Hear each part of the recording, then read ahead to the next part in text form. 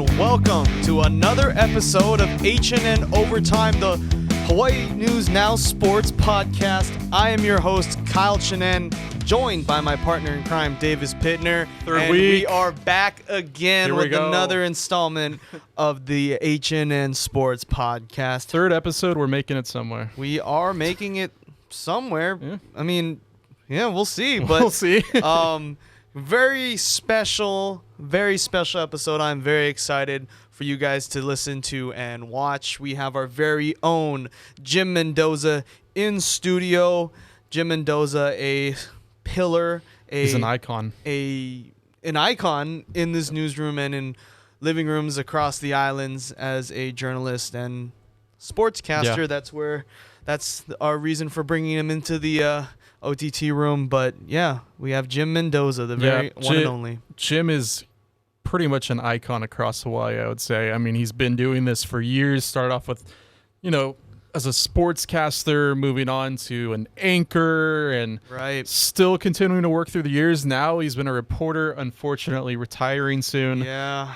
It's a tough loss, I think. It is a tough Not loss. only for us, but for the state. Just his storytelling has been been unreal. If any of you, the last maybe couple years, he's been doing the Tell Me a Story on HNN, doing these fun or inspiring, intriguing feature stories, and some of them have to do with sports, and we dive into that. We dive into his time as a sportscaster, meeting some people by the name, some people you might know. Yeah. I mean, this one guy on Magic Johnson. Yeah, he just played for the Lakers. Yeah, a little bit. some guy who just played some for a guy. basketball team. Just Magic. And just talking about that. And the one time he was a sumo wrestler. Yeah, maybe not a lot of people know about that one. That's something I don't think people know about, but we are definitely going to show. That's a story you're going to want to listen to. Yeah, that's for sure. That we're going to be bringing you in a bit. Kyle. Yeah. I say we take it to the interview. I think so. Let's take you to that interview.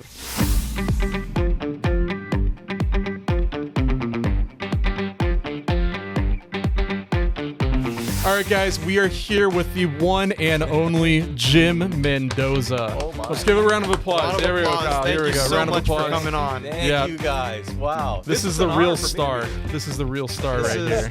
This is someone that is kind of like an institution in the newsroom. Yeah. Wow. When I grew up here, right? Mm-hmm. Jim Mendoza is one of those names that you just know. It's like, it's so crazy that That's what I keep hearing from everyone. I'm like coworkers with him. Yeah. I can like just look over from my desk and he's like, that's Jim Mendoza. All right, that's us talking about Jim. Yeah, but we are here for sports, Jim. Sports. Yeah, we're here for sports. You were a sports reporter back in the day. Oh, yes. Talk to us about that. How did you get involved into sports? Was it like that growing up, or? Oh, absolutely. When other people idolized athletes when I was a kid, I would idolize the sportscasters. I really did. And I grew up listening to a lot of sports on the radio. That was my shtick, and I loved it, and I still do. But people like Al Michaels, he worked in Hawaii. Mm-hmm. Oh, for really? a while. Wow. Yeah, this was really his big start, was working in Hawaii as a sportscaster. And he did both radio and television. And from here, he went on to the Cincinnati Reds. And then from then on, it's been, the sky's the limit for that man. He's just so talented. But I used to go to high school football games at the old stadium, and I would sit up by the press box because I wanted to see Al Michaels going up and down the stairs to the press box. I idolized guys like that. And so I wanted to be in sports from that realm, be a sportscaster. And that was my dream. And it came to be a reality when I got into television sports with KGMB way back in the day. Yeah. So it started off with that football game and just kind of grew up from there? Yeah. Through the years, I said, okay, this is what I want to do. And I went to the University of Hawaii, and I studied there. I'd studied journalism because I thought that would be the way to get there. And then I got waylaid. Things got in the way, and then I dropped out of school at that point, and married life and being a dad got in the way. So didn't get in the way. It was a pleasure. I should say that. They didn't get in the way at all. But I just kind of changed my plans for a little bit. And then eventually went back and finished my degree and went from radio, where I worked for a number of years, to television. And that's, I started in news. I first started in news as a general assignment reporter. And then the dream job opened up for me at KGMB to go there as a reporter producer. And that's how I got into sports on television. And, kind of talk about that time of, when you first started as a TV sportscaster with KGMB.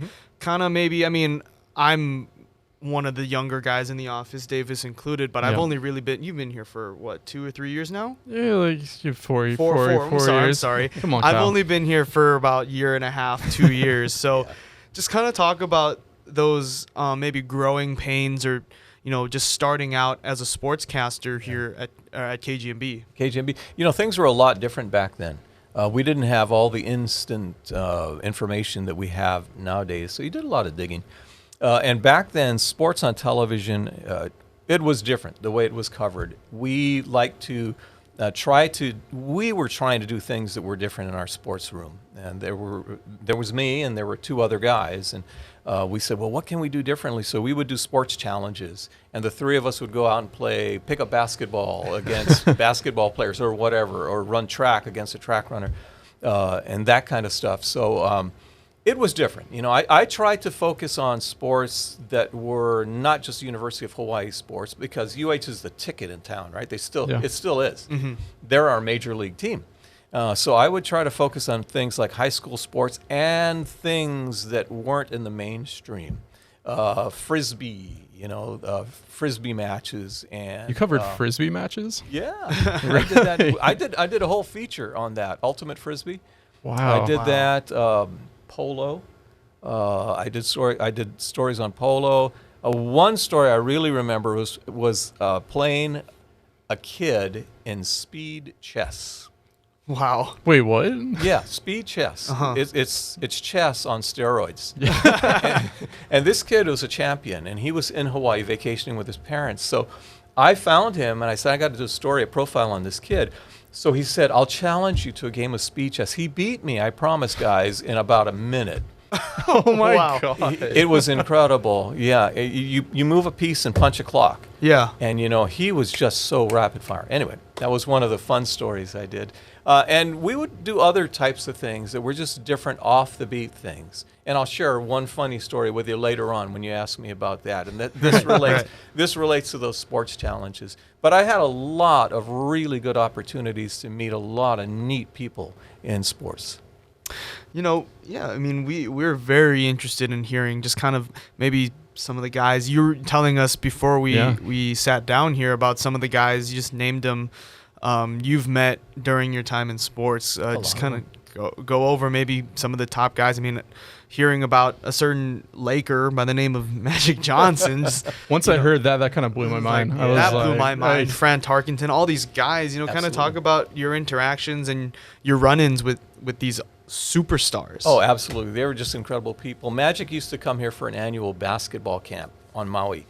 And so I was sent a couple of times to cover the basketball camp, spent a whole day over there and watched him interact with all kinds of people. And the basketball camp wasn't for kids. The basketball camp really was for older people and people who wanted to rub shoulders with Magic Johnson, some rich folks. And so they would be at this basketball camp, and others too. But Magic was a really, really good interview. They don't call him Magic for nothing. When the camera comes on, he just changes and he lights up. And he's a very good interview. I know you guys look for good interviews when you do your things, and he was just stupendous and terrific to interview. Some other athletes, you mentioned Fran Tarkinton. That's a name from the 1960s. He was a fantastic quarterback with the Minnesota Vikings. Yeah. And I had a chance to interview him because he came to Hawaii as a motivational speaker, and he was holding an event here, so I made arrangements to interview him. Another one that I'll never forget is Dick Butkus. Wow. The original monster of the Midway. Yeah. Wow. And just what was that like? Hearing the stories about Dick Butkus, you think he's going to be a mean, grizzly kind of guy, pardon the pun, because he was a Chicago Bear. But I found him to be the most interesting, well-spoken fella when I did the interview with him. And that was, to me, it was a shock. Others that I've interviewed, Clyde Drexler, Clyde the Glide. He came here for basketball. I interviewed Joe Frazier, the boxer's son. Wow. When he came here, he was also a fighter and came to Hawaii. And then locally, Dennis Alexio, who was huge in kickboxing. Dennis was really a phenomenal athlete in his sport, and he was always open to the media. So I did a number of interviews with him. Jesus Salud, who was a championship fighter, and others. I have a really interesting Salud story if you want to hear it. Yes, of course. please. We all want to Jim. hear it. Jesus was here, and he was actually here training for a fight. And so I went to a gym, can't remember which one it was, but I went to a gym to interview him. And when we finished our interview, we were just standing off to the side chatting, and there was a kid in the ring who was shadow boxing. And Jesus turned to me and said, he said, that kid is going to be a champion one day. And I said, what do you mean? He's just a kid. And he was just a kid. And that kid turned out to be Brian Valoria. And Brian Valoria, of course, became a multi-time world champion. Wow. And I'll never forget that. Salud saw something in him that, a lot of people saw. Yeah. He was very talented just as a youth. But that was something when that happened there. Another fella who I was told was, you'll never get anything out of this guy, was during the Pro Bowl week. And I did several of those Pro Bowl weeks. And they were always fun when the Pro Bowl was here in Hawaii. And you'd get access. We had great access to the athletes, a lot of great football players. And one of them was John Elway. And a friend of mine, another reporter at KGMB, he said, Jim, don't ask for autographs. You're not supposed to ask for autographs, right? Being professional and all. Yeah. But I'm so unprofessional that I took my autograph book in my back pocket. And anyway, I got a bunch of autographs that day on media day. But he said, one guy you'll never get anything from is John Elway. And I said, why? He said, well, I don't know, man. I've tried to interview him, and he just never stops. And so I had concluded my interviews with the athletes I did that day. And John Elway was walking in front of me, leaving the field, and I said, excuse me, Mr. Elway. I just figured I'd take a shot. Right. And he turned around. He gave me one of the best interviews. He was so cordial, and what a neat guy. Wow. Yeah. So you never know, unless you ask. Yeah, I know. Yeah, I was just going to say, these athletes are celebrities. How do you go into asking questions? Like, how do you interview these star athletes? What types of questions do you ask for people who don't know? Like, how do you approach them? How do you not feel starstruck like I do sometimes? Because I'm sure a lot of us are like, you're Marcus Mariota. And I don't know,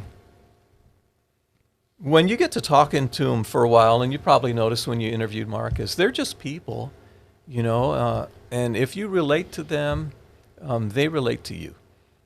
And I kind of always went in with that attitude because I was also that way. A little when I was younger, it was tougher because I'd be sticking to my notepad like this, And as I got older, I said, you don't need that thing. Just talk story. And if you know your subject and you're comfortable enough in your own skin, then it makes it a lot easier to talk to these people. And you discover that they are just regular folk. I have another story. Please. Yes, absolutely. You're too young for this, but the old Charlie's Angels, the original Charlie's the original Angels. ones, The original ones. Some of your listeners will know the original Charlie's Angels. Okay. 3 beautiful women. Okay. Okay. And one of them was Jacqueline Smith, and I was in the sports we call it our sports cave, and I was in the sports cave, and I was about to head out to someplace, I think it was Mokuleia, to do a story about polo. And the reporter, one of our reporters came running in the room. He said, I can't do this story, Jim, but on your way there, can you stop at Kmart? Because Jacqueline Smith is there. And she was my favorite Charlie's Angel. I said, absolutely. so on our way, the photographer I'll happily take it. I'll happily take that assignment. On our way, the photographer and I made a detour and we went to the store, and there was Jacqueline Smith. So we interviewed her for a news piece before we went out to the horses and did a story about polo. That was so much fun. That is crazy. Is there like a particular sport that you enjoyed covering more than the other? Yeah. What do you say? I think boxing. Boxing, really? Boxing, yeah. My dad was an amateur fighter when he was young, and he used to take me to boxing quite a bit here in Hawaii, and I kind of grew up with that. But there was just something about the rhythm and the sound of the sport that I always gravitated to. It made for great packages with that sound. But that sport, I just kind of enjoyed doing stories about boxers and boxing. They are some of the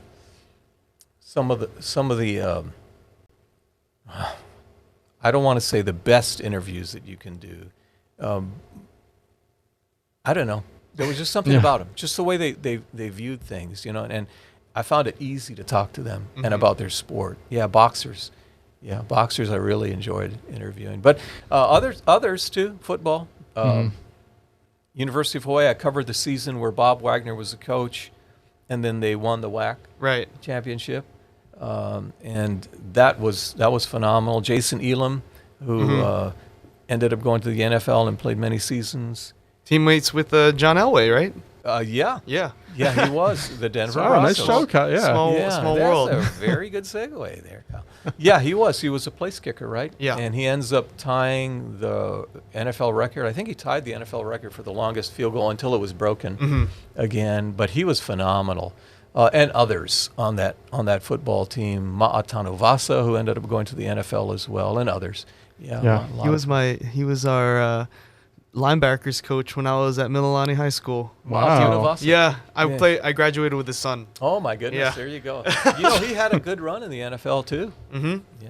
And were you around when UH was kind of going through the Van Oppen years, and then switching, kind of segueing into what UH has kind of been currently going through with like a lot of the turmoil and things like that? You know, I was because I was in sports when Bob Wagner left the University of Hawaii, and I was sorry to see him go. The man was an excellent football coach, and I think Von Oppen was right after him, right? Yeah. So I was in the beginning of the Von Oppen era, and then I was gone from sports at that point. But yeah, I kind of remember the downturn, and it was sad for Wags because they were coming off a good year too. Right. You know, when he was let go, but he was phenomenal. Riley Wallace, another great coach with the University of Hawaii, their basketball team, another name there. And for people who remember the Fabulous Five from the old days in Hawaii sports, they were the big ticket in town. They used to pack the Blaisdell whenever they'd play their basketball games there. And I didn't cover them when they played, but I did cover them in subsequent years as older men. Right. And had a chance to catch up with those guys. They were phenomenal interviews. You want that funny story now that I was going to tell you about? Yes, go for it. Please. Go for it. Okay. Probably the funniest story I have, or the coolest, one of the coolest things that we did back in KGMB in the old sports days were the sports challenges. And one of them was centered around sumo, because back when I was covering sports, sumo was the big deal. We had Konishiki and Akebono and Musashi Maru, and we would broadcast the highlights. We covered it like you cover the Super Bowl. Right. And the guys were coming out here, for a demo sumo tournament, which sold out the Blaisdell.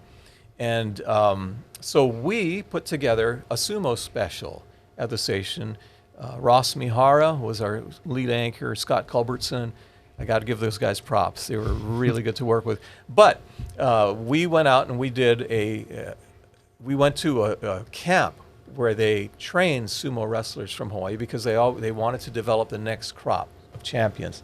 And so we did the whole thing. We dressed up. We dressed up in the Mawashis. I gotta say, I have seen a picture. There is a picture out there. Is there something floating? You got to burn it. There is a picture floating around that may or may not exist in this office. You may burn that with my permission. But yeah, we were, keep going on. We need the full. we wore the Mawashis, the three of us, and we actually got in the circle with the sumo students. Oh my gosh. And did that whole thing. We only saw the picture. I wish there was archive footage from that story. There is somewhere, and I think Scott Culbertson has it. he keeps those archives. What made you decide to wear that outfit?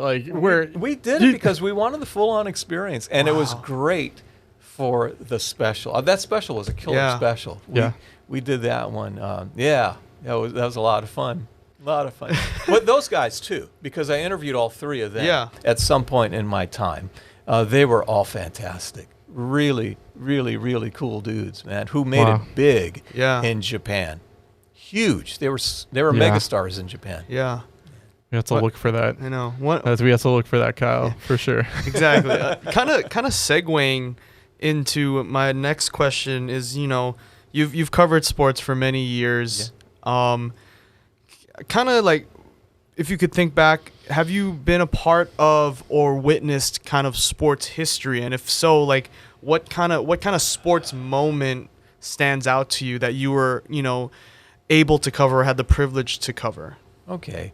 I think on the national scale, there have been so many big things that happened in Hawaii. We just talked about our sumo champs and the University of Hawaii winning a championship.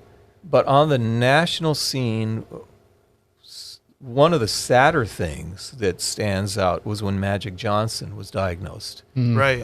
And he made that announcement.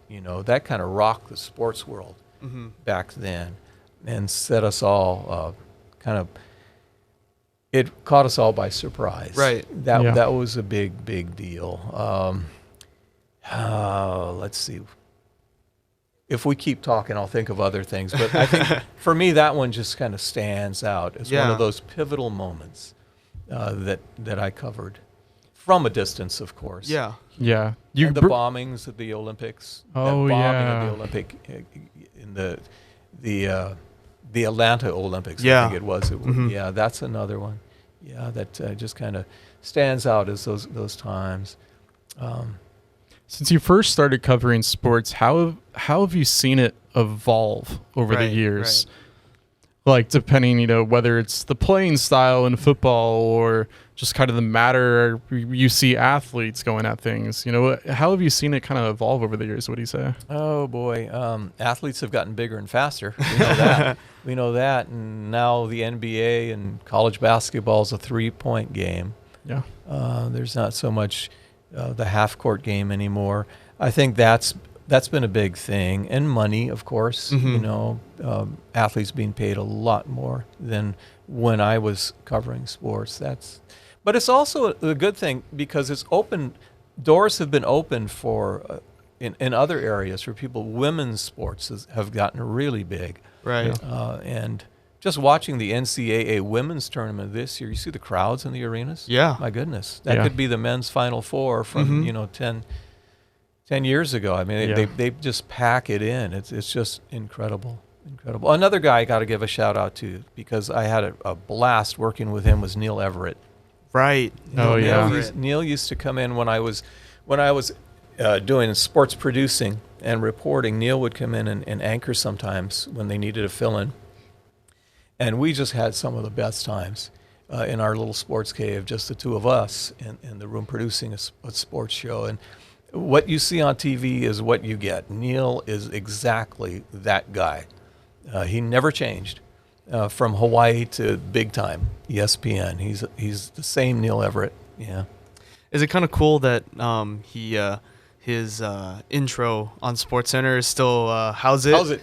I think that's super cool to see that it's still so much a part of him, right? Yes. And I think he still features a lot of local stories during his top 10s, right, on SportsCenter. Yeah. Do you have any favorite teams that you root for? San Francisco 49ers. There we go. Really? Yeah, first up, 100% agree. Yeah. Oh, and no. my fandom goes way back to Right. the days of John Brody when he was the quarterback of the 49ers, and they were suffering. And then, of course, through the glory 80s with Joe Montana and Jerry Rice, and Roger Craig, and all those guys. I just love the 49ers to death. Yeah. Oh, my gosh. I'm still a 49er fan. They'll win the Super Bowl again one day. Yep. One day. I got my dad a signed Frank Gore football. Oh, back in the day, a 49er one. Yeah. I am in enemy territory right now. Okay. I'm a Seattle Seahawks fan. Yeah. And I will say that on camera for the record, I will never waver, but Good. I'm just in Your enemy team's kind territory. of gone downhill, Kyle. It's okay. It's okay. Yeah, it's kind of rough for you guys. Like you guys went through a little bit of a slump. This is just the progression of the NFL. I'm sure the 49ers aren't shedding any tears over Russell Wilson leaving. Exactly. Yeah, I know. Exactly. That's another athlete I interviewed was Jerry Rice. Really? You interviewed Jerry Rice? Oh, yeah. Interviewed Jerry What was Rice. that Interviewed like? Steve Young, too. Oh, cool. Very, very cool. Caught him in an airport. We had to chase him. Oh, my God. To get him before he got in a car. But Jerry Rice. Steve Young, too. Really gracious man. Really neat guy. Wow. Lots of them. Jim, you went from, sports reporter to an anchor. Yeah. Was that a hard switch for you? Not even really the job description. I mean, being an anchor is a bigger role. But is it kind of hard to move on from that sports world into being in that bigger position? You mean in news? Yeah, into that news. leap. Making that leap from there. Yeah, it was a transition, but I had a little period between because I went from being a sports producer, reporter to a sports anchor. Right. And so I had a little bit of that in my corner that I was able to anchor with the news people. So I kind of had that. And I came from a news background. My first job was a news reporter, general assignment. So making the shift to that, it was an adjustment. And I just appreciated the time. I mean, I had great anchors that I worked with. Kim Janala and Jade Moon were fantastic. Yeah. And I learned a lot from just being on set with them and doing that kind of a work. But it's different, Ron Mizutani, who's a good friend of mine, he made that transition also from sports to news. And he told me, Jim, just treat news like another sport. Right. And that's good advice because it kind of is. Stories are stories. And the thing, I do still get to do sports stories every once in a while. I'll interview athletes or people who do sports, and I kind of go back to those old days. Yeah, kind of talk about, I guess, your last tenure here at Hawaii News Now of your role as everybody knows, Jim's Tell Me a Story. So just kind of talk about how you're not necessarily general news. You get to go out and find these features, these honestly amazing stories, and then even some sports ones too. Yeah. I've just been blessed, and the last few years I've been given free rein, which I've really appreciated, to do the kind of stories that I wanted to do and meet people.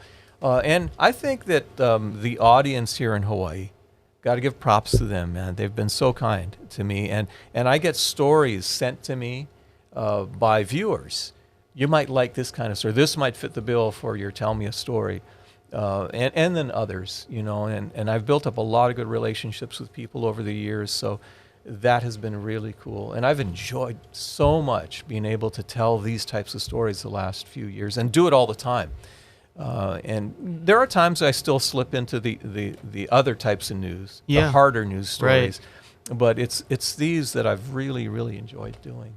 Yeah. Do you have kind of one of your Tell Me a Story, more recently, kind of sports Tell Me a Stories that kind of stands out to you that you really enjoy doing, or something that was really interesting to you? Because I mean, once we don't really know anything about these sports or these stories until we see them on air that you present to us. So like anyone that kind of stands out to you. Well, I mentioned Brian Valoria earlier, and I did a podcast. Well, I did an interview that was turned into a podcast by one of our talented producers for his podcast. Oh, no, it wasn't Davis. No, Oh. it wasn't me. Oh, it was. It's all right, Kyle. I was- appreciate you pointing at me, though. You did point, and he is a talented So, producer of you podcasts. just stop. It's all right. It's okay. It's okay. Yeah, but it was. I did a really long format interview with Brian Valori about his life now, after boxing, Right. and his views on things like MMA, that type of sports, and his role now as a boxing trainer, and what he's trying to accomplish, and also what he's trying to do for youth, not just in Hawaii but elsewhere, to teach them about boxing. And so that, I think recently, that was really good, and it was neat to catch up with him now post fight career. Yeah. You know, I covered him when he was a fighter, and saw him, like I said, when he was just a kid, shadowboxing in a ring, and to talk to Brian Valori, the man, now Right. the father, Yeah. the husband, the former champion, the retired champion. It was really, really cool to do. Great interview. If you guys ever get a chance to get him on your podcast, too. We'll try. We will try. We were trying. We were is thinking awesome. of some great guests, and we needed to get Jim on.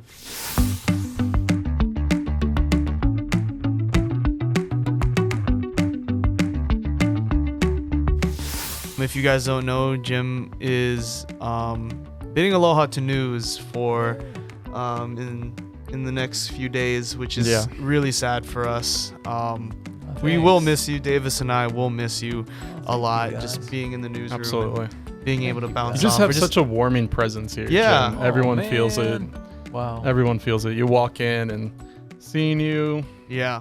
it's just even smiling at us. It I know. makes you feel good. Makes my day better. It makes Oh, it better. man, that's really kind. But I think No. I guess my next question would be just what will you miss, I guess, the most about news or sportscasting, just being in this world that you've been a part of majority of your life, really. I'm going to pull a Tim Tebow on you guys, and I'm going to say I want to thank my Lord and Savior Jesus Christ, because without him, there's no way.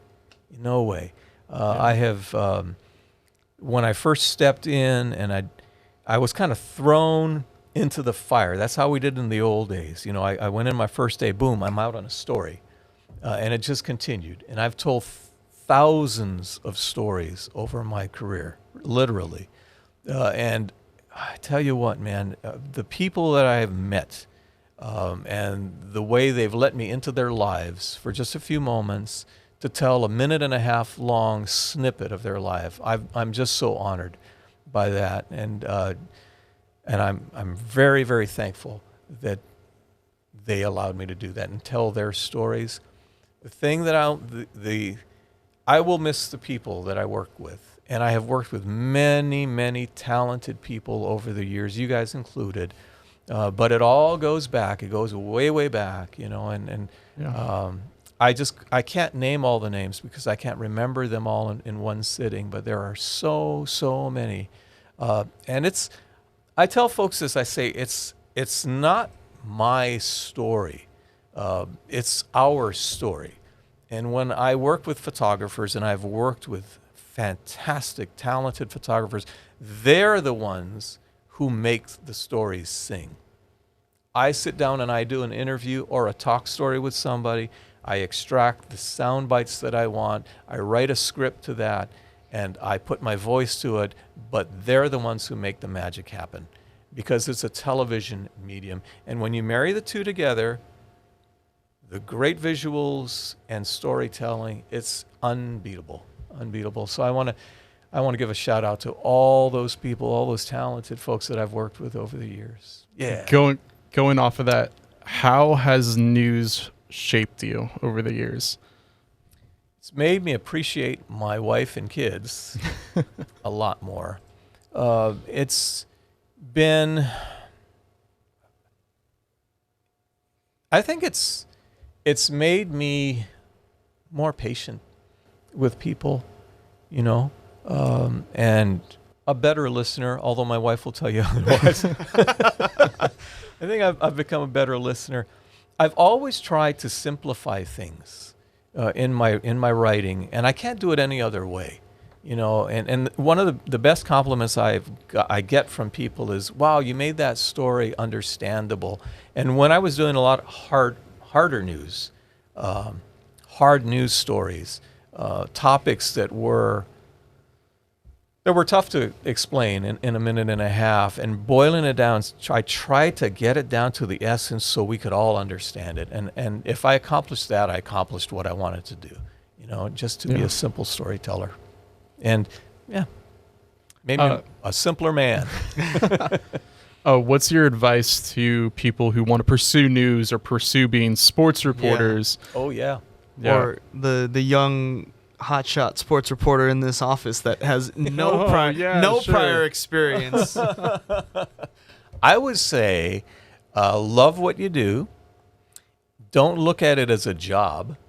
And really dive into every single story you do. Every person, you invest the time with them, when you talk to them, because they have a story to tell, and time flies by so fast, and it's gone by in a heartbeat for me. It's nearly 30 years of doing this kind of work, and it's gone by so fast. I kind of remember stories that I did way back when better than I do now, the ones that I've done more currently, and I guess that's a sign of age. But but that's kind of how it is. I would just say, really dive into it and apply yourself to it, because there's so much that this profession can give back to you. Sports, news, anything like that. And for the young folks out there who want to be journalists, know what's going on around you. Know a little bit about a lot. You don't have to be an expert on one thing, but know a little bit about 10 things. It will help you. And every story you go on is an experience. Some of them repeat themselves, and you do the same sort of story later, and you're better at it. And then some stories are brand new, and so you can learn something from that. Yeah. Wow. Deep, yeah? I'm speechless. We're the hosts, and we're pretty speechless right now. Yeah. No, we all look up to you, and I know that, one thing that struck me, like just even working with you, you did a story about the man who was cleaning the graves at Punch Bowl. Oh, yes. And I just remember that because CNN and all the national outlets were all asking for it. And I remember just telling him, like, Jim, this could win a bunch of awards.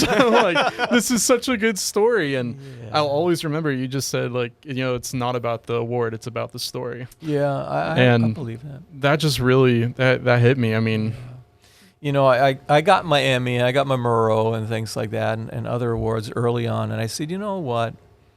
I don't need any more. I mean, one's enough. And to me, the gratification has been telling the stories, to whomever. If one person appreciated or learned something from a story that I've written, then that's the award. That makes it worth it all, man. I remember that story too. That was great. I mean, he was a great guy. It was an incredible story. Yeah. I'll always still remember that one. Yeah. I still get tickled when CNN or NBC or somebody picks up one of those stories. Yeah. That's pretty cool, isn't it? Yeah. It is pretty cool.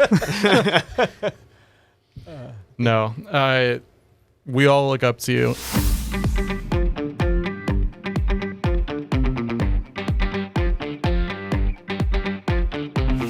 I want to say thank you guys. Thank you guys for having me on your podcast. I really appreciate it. This is brand new.